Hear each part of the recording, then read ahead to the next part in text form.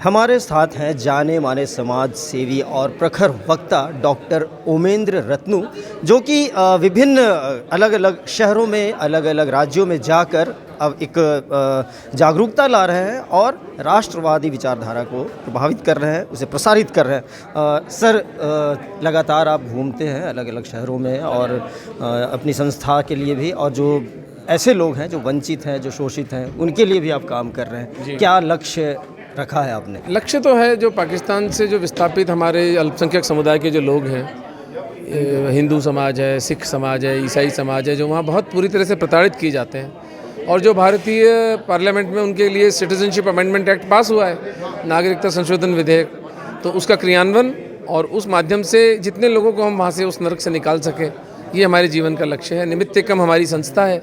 निमित्त एकम संस्था के माध्यम से अब तक हम 12,000 हिंदुओं को पाकिस्तान से, सिखों को पाकिस्तान से निकाल चुके हैं और शेष को भी निकालना है। अभी मैं अमेरिका भी जा रहा हूँ, वहाँ पर हम लोग इनको यूनाइटेड नेशंस में रेफ्यूजी का दर्जा, यानी संयुक्त राष्ट्र में इनको शरणार्थी का दर्जा मिले, इसके लिए प्रयास करने। आप झारखंड आए हैं सर, झारखंड में भी ये समस्या जो है, चाहे वो लव जिहाद की हो या फिर धर्मांतरित, न सिर्फ आदिवासियों को बल्कि अन्य जो धर्म के लोगों को भी है, मिशनरी भी यहाँ काफ़ी सक्रिय है। किस रूप से देख रहे हैं इसको? अस्तित्व शून्य में नहीं काम करता।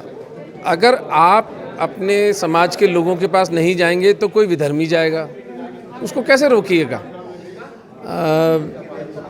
हिंदू समाज को अपने संगठन खड़े करने पड़ेंगे और अपना फंडिंग मैकेनिज्म डेवलप करना पड़ेगा और अपने योद्धाओं को धरती पर काम करना पड़ेगा। करुणा से, प्रेम से सेवा करें तो कोई धर्मांतरण नहीं होगा। धर्मांतरण कौन करना चाहता है? वो व्यक्ति जो धर्मांतरण करता है उसकी कोई विवशता होती है, उसके घर परिवार में कोई दुर्घटना घट जाती है, तो कहाँ है साधु संत समाज?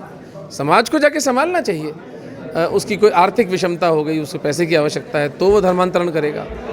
तो मोदी जी जो काम कर रहे हैं वो मैक्रो इकोनॉमिकल लेवल पर वो 7.8% ग्रोथ रेट हो रही है। समाज का काम है माइक्रो लेवल पर कोई भी हिंदू इस आर्थिक उन्नति में पीछे ना छूटे। अगर आप वो आर्थिक रूप से उन्नत होगा, फिर देखिए मिशनरी अपना काम करके दिखाए, तो अपनी कमी खुद हटाएं।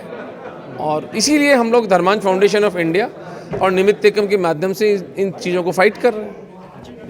अभी वर्तमान स्थिति की बात करें, अभी कई विवाद चल रहे हैं। एक तो सनातन पर जो स्टालिन ने कहा था, उसके बाद राजा ने भी कह दिया, फिर इंडिया और भारत का एक विवाद अभी पूरे देश में चल रहा है। क्या कहेंगे आप इस पर? ये विवाद उठना इस बात का द्योतक है कि हम किस हद तक हमारा समाज रुग्णचित्त हो चुका है। यानी अंग्रेजों के दिए हुए नाम को रखना है और जो हमारा प्राचीन नाम है उसे नहीं रखना है। इस पर कोई विवाद है? ये विवाद का विषय है? ये इस बात की ओर इंगित करता है कि पर्याप्त भारतीय देशद्रोह में जा चुके हैं, पर्याप्त भारतीय इतने मूढ़ हो चुके हैं कि उनके लिए ये विवाद का विषय है। अन्यथा भारत जो है वो विवाद का विषय नहीं है। भारत तो भारत का भा का मतलब होता है प्रकाश। उस प्रकाश की साधना में रत जो देश है वो भारत है। तो इसमें किसी को क्या आपत्ति हो सकती है? आपत्ति होना दिखाता है कि आपकी निष्ठा, आपकी समझ और आपकी जो लॉयल्टी है वो किस तरफ है।